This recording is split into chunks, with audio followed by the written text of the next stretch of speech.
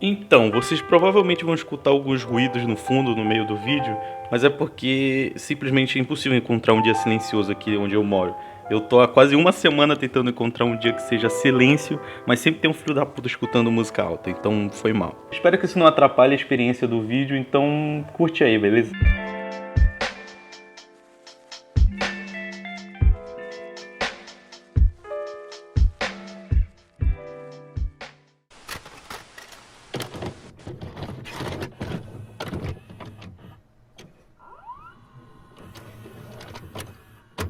You are not my father.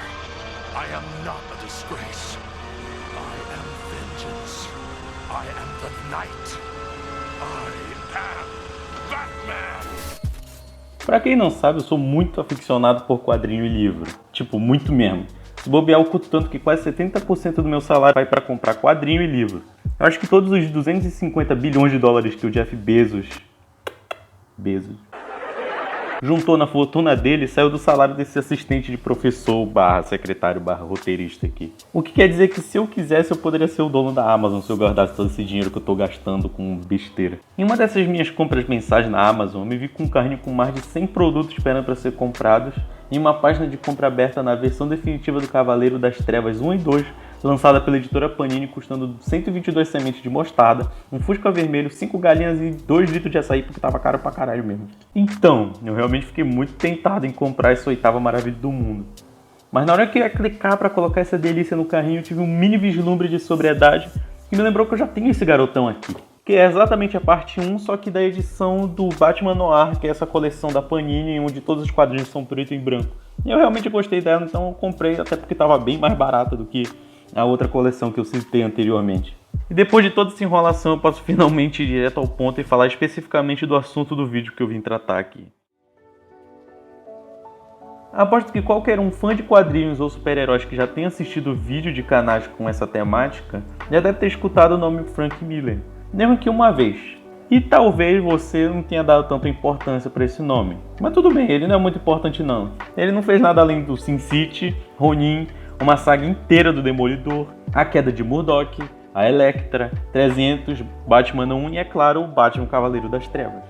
É inegável que esse velhinho com cara de gente boa aí não é nada menos do que um gênio e uma figura importantíssima para os quadrinhos, que além de ter uma mão boa para criar clássicos, parece que com o passar dos anos vai ficando cada vez mais afiado para criar polêmica. Como em 2012 no quadrinho Holy Terror, que ficou muito popular nos Estados Unidos e na Europa por ser como uma declaração de guerra e ódio contra o islamismo, gerado pela revolta que Miller sentiu após os atentados das Torres Gêmeas em 2001. E aqui eu não vou nem citar a mania que ele tem de tirar onda com líderes políticos de países latinos nas histórias mais atuais que ele está produzindo. Ou talvez o fato dele detestar falar sobre as obras dele durante entrevistas. E o Cavaleiro das Trevas, me referindo também à primeira, a segunda e a terceira parte, também não escapam muito de polêmica não.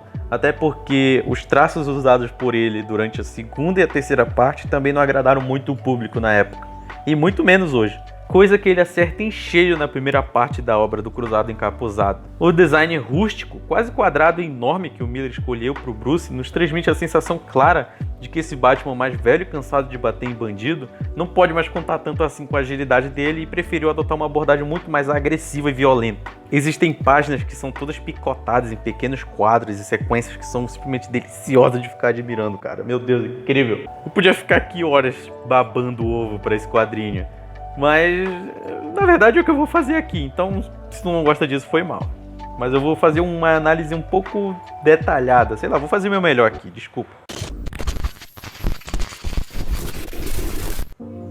A história da primeira parte, ao todo, se passa em 4 capítulos, sendo o primeiro dele o Retorno do Cavaleiro das Trevas, justamente esse é o título. Eu vou deixar bem claro que a partir daqui vão começar os spoilers pesadíssimos, pelo menos da primeira parte da história, porque eu não posso evitar entrar em alguns detalhes que são profundos e importantes para a história.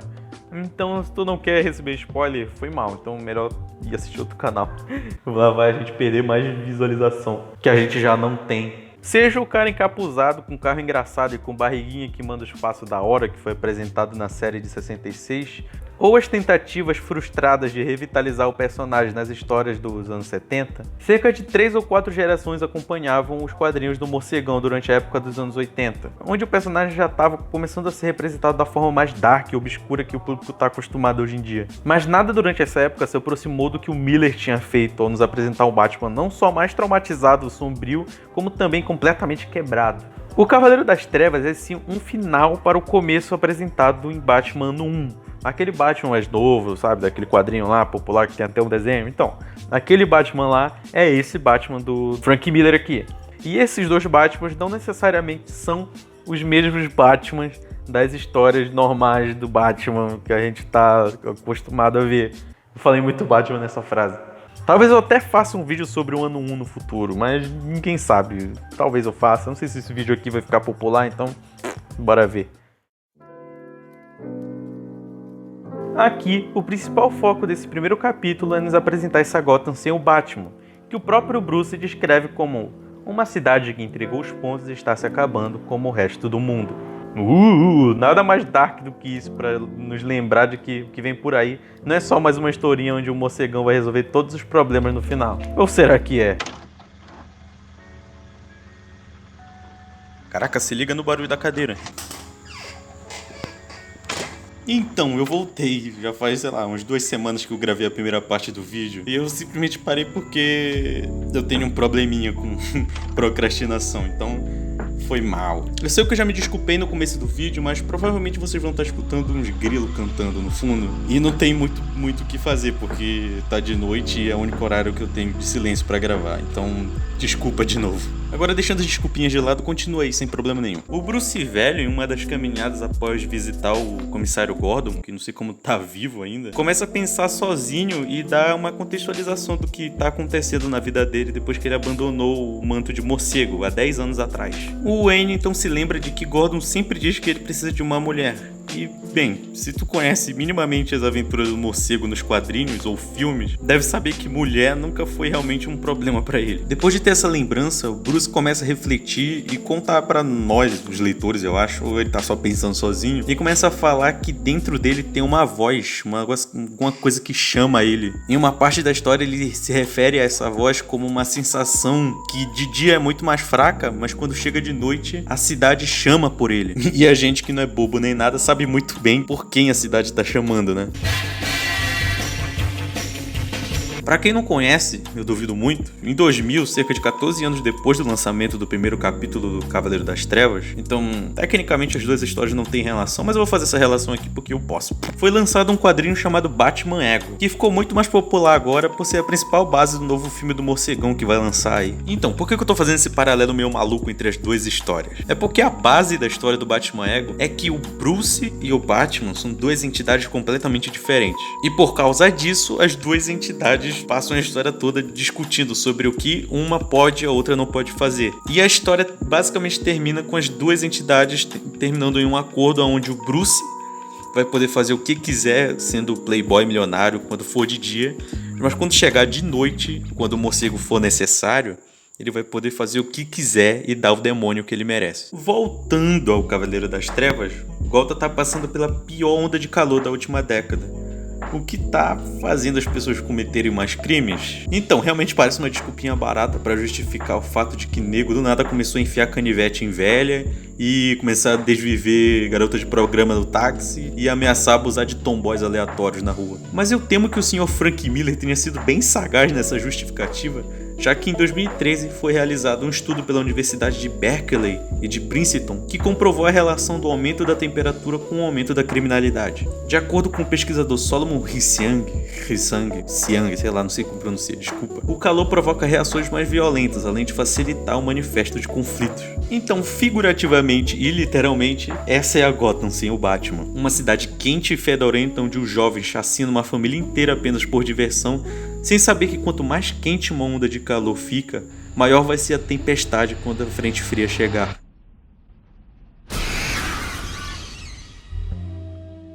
Então sim, quando a tempestade se aproxima, ela atinge a cidade com ferocidade e violência como uma punição divina. E um por um, cada pecador que ele julgou merecer o castigo, recebe sua punição. E é assim que o Batman retorna.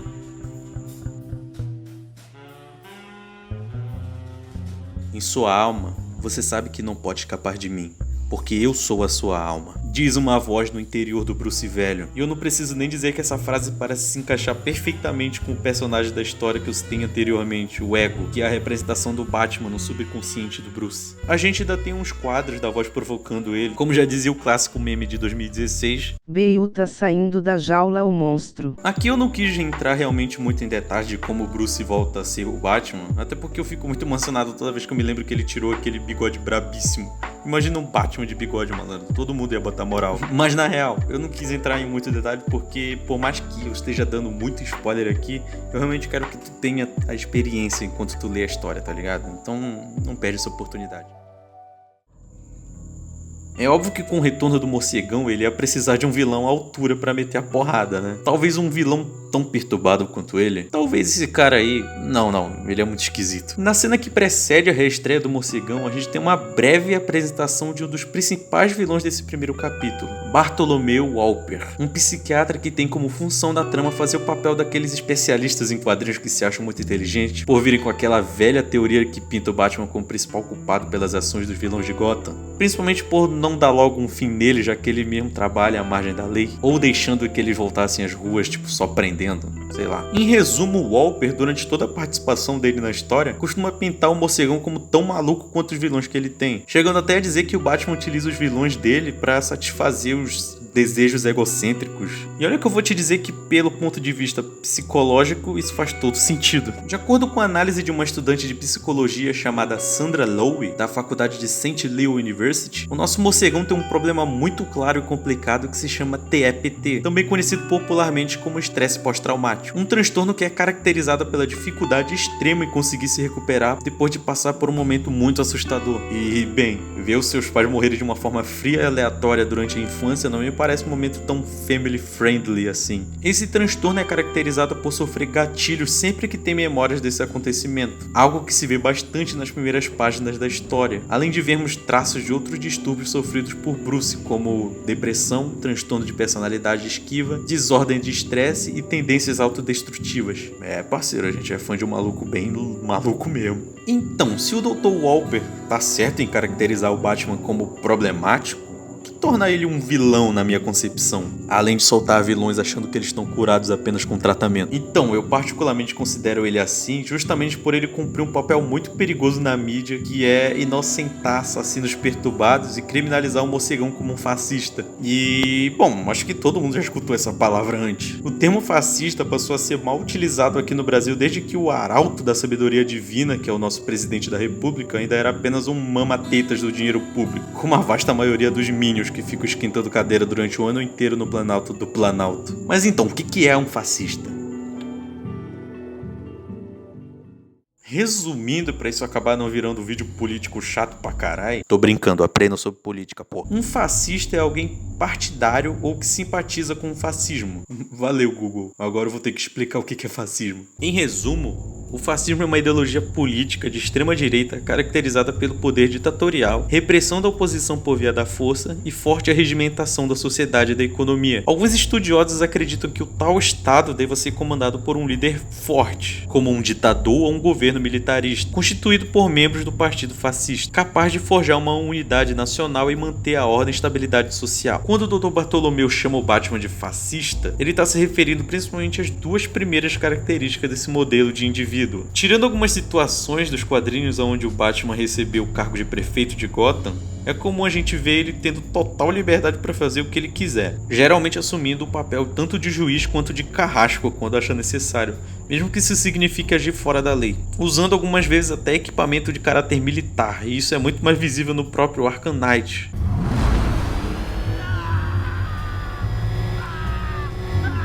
Caralho, Batman, se acalma um pouco. Como eu citei anteriormente no meu momento telecurso, um governo ditatorial e militarista é constituído por membros apoiadores do, entre aspas, partido vigente. O papel que a Bat-família, uma gangue de jovens traumatizados e violentos, cumpre ao entrar em ação em nome do paizão morcego, com a proteção do chefe da polícia local, James Gordon, um ex-corrupto que traiu a própria esposa enquanto ela estava grávida da sua filha. Uma turminha não muito legal, né? Então vai riscando aí da nossa listinha. A gente já tem um líder ditador, a gente já tem um partido e a gente já tem equipamento militar. É isso aí, tudo que a gente precisa para um governo fascista. Então tá bom, é óbvio que como jornalista eu dei uma mega forçada aqui, mas também é óbvio que pelo Batman se tratar de um personagem ficcional, alguns escritores vão tratar ele tanto como um playboy populista, o que não invalida algumas características que também foram citadas, já que o próprio Miller já declarou algumas vezes que seu Batman traz sim consigo alguns debates políticos.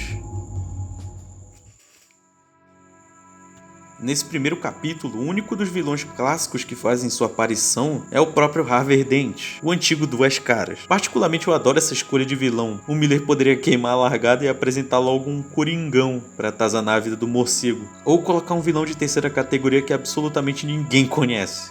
Então eu dou valor ao equilíbrio escolhido. E é por isso que quando falamos de Batman em personagens complexos, é comum a gente pensar de imediato no Coringa, já que é o arqui-inimigo do herói que não possui um passado específico, sendo o único de toda a galeria de vilões que realmente consegue assustar o morcegão. Bom, talvez a gente também lembre da história triste por trás do Senhor Frio, ou quem sabe sobre a relação cíclica que gira ao redor do morcego e da mulher gato. Mas quando a gente pensa no Duas Caras, dificilmente existe alguma coisa para se dizer além de um cara legal que virou do mal. Como todo mundo sabe, o Harvey costumava ser um promotor público da cidade de Gotham, muito popular e respeitado por agir de forma justa, sempre carregando uma moeda de duas caras que ele dizia ser uma memória do seu pai. Mas foi durante o julgamento de um mafioso chamado Sal Maroni, quem foi o responsável por jogar uma substância ácida no rosto de Dent, queimando metade do seu rosto. O Harvey não só se tornou dependente das decisões tomadas pela moeda, como também criou uma obsessão anormal por dualidades. E lá vai a gente entrar no momento telecurso de novo. Em resumo, de novo, dualidade é a ideologia de que duas forças que não podem se sobrepujar uma à outra estão constantemente em disputa para as decisões tomadas. No Harvey, essas duas forças ficam evidentes do lado normal e no lado queimado do seu rosto. Essas duas forças, por nunca conseguirem superar uma a outra, estão fadadas a nunca agir e se manterem incapazes de tomar qualquer decisão. Então é por isso que entra a moeda que ele fica jogando sempre que vai decidir se vai matar ou não os heróis. Ela que tem a função de desempatar a disputa entre o lado bom e o lado mal. Após 3 anos de tratamento, o Harvey finalmente se livrou do seu lado monstruoso, sendo finalmente um só, o que é demonstrado pelo número 602, que está presente logo quando a gente é apresentado à sala onde ele está se recuperando da cirurgia. O 6 representa a compensação de um esforço, resultado de um trabalho bem feito. O 0 simboliza a continuidade ou progresso. E por último, o 2, que significa a igualdade. Em outras palavras, um dos dois lados que lutavam dentro do Harvey finalmente venceu e agora está livre.